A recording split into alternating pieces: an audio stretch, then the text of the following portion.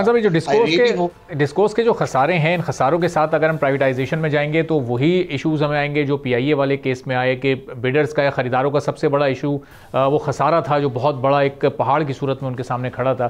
तो अब इन खसारों को कम करने का या अंडर कंट्रोल लाने का कोई शॉर्ट टर्म सोल्यूशन है? चूँकि लॉन्ग टर्म सोल्यूशन की तरफ हम जाएंगे तो फिर प्राइवेटाइजेशन लेट होती रहेगी जो ऑलरेडी लेट हो चुकी है।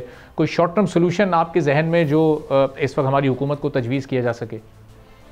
देखिए जी, शॉर्ट टर्म सोल्यूशन तो बड़ा क्लीन ना पे ही बेस्ड है, विच मीन्स के जो सी स्वीट है उसको ठीक करें।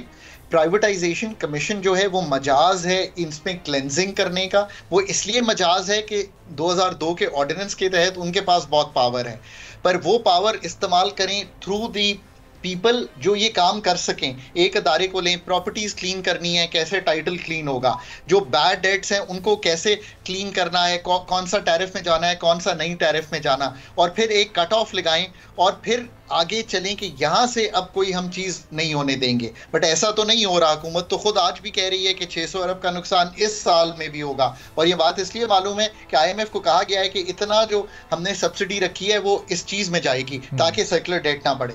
सो आई थिंक जो इस वक्त का पुश रिक्वायर्ड है टू डू दिस, जो डेप्थ रिक्वायर्ड है टू डू ऑल दिस, अब गवर्नमेंट अहाता तो कर रही है, जरूर अदराक भी है, बट क्या वो उसको ट्रांसलेट कर पा रहे हैं कि into to getting these losses back to nearly 10% of where we stood last year. I think 550 के करीब लास्ट ईयर था। I am not sure. देखिए, इसके लिए बहुत बहुत बहुत बड़ी प्रोफेशनल टीम चाहिए होगी ये काम करने की। खाली इन चीज़ों को बोर्ड्स पर छोड़ देना, बिकॉज इंटरमिंगल्ड हैं ये सारे इश्यूज। नेपरा टैरिफ ठीक करे, पॉलिसी ठीक हो, प्राइवेटाइजेशन ठीक हो। अब आई रियली होप कि ये काम कर रही हो सारा। सब्सक्राइब करें और बेल दबाएं ताकि कोई खबर रह न जाए।